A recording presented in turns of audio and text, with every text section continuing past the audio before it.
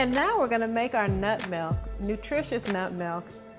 Here we have our almonds that have been soaked for about 8 hours. And you know, when you have a seed or a nut and you soak it for more than 8 hours, it begins to regenerate and it becomes even more nutritious because it starts to activate that life force in it. It wants to grow into a tree. So when we use sprouted seeds and nuts, we're having even more nutrition, adding double nutrition than we would usually.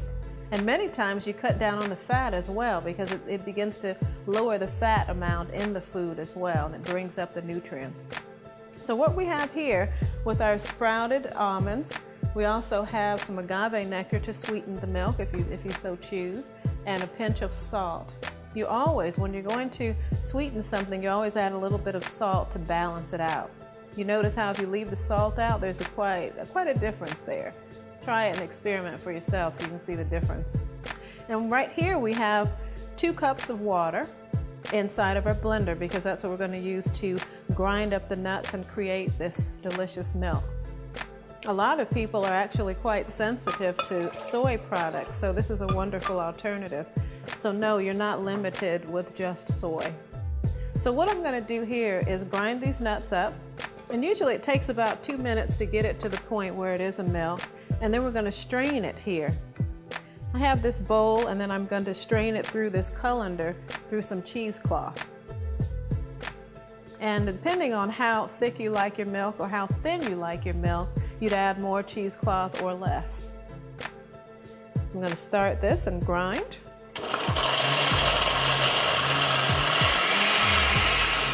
And there we are, it's done. It's all ground up. We have a thick, frothy milk. And if you like, you could use this for a smoothie. It's thick and it's rich. It's got, you know, the fiber left over from the nuts. And so what we're going to do now is pour this in here.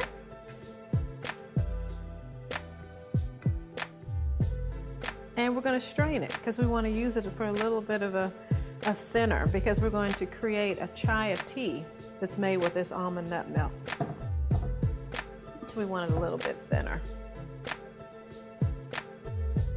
And there's a lot that you can do with this leftover pulp too. We don't have to waste anything. That's the beautiful thing about the raw food lifestyle, is that you don't waste anything. And see, we're getting that rich milk. Almonds have a great deal of fat, so it's actually quite good for you, good fat. Now when we've squeezed all the milk out of here, we'll be able to use this pulp to make raw cookies. We'll be able to dehydrate it and allow it to be used for pie crusts, like that cobbler that we made before. It can be used for many things. It can be used to thicken sauces. And it's all good, it's all nutritious. Now that we've strained our almond milk, we're going to pour it back in the blender. Look at that rich, healthful milk. It's raw, it's living, and it's just delicious. Oh, it smells good too. And we're going to add our little bit of agave nectar because we want it just a little bit sweeter. There we are. And agave nectar is excellent. It's even very good for diabetics because it's very low on the glycemic index for diabetes. It's incredible, but make sure it's organic blue agave nectar. And as I said, we want to add a little bit of salt to balance out that sweetness. So we just run it through the blender just a little bit more.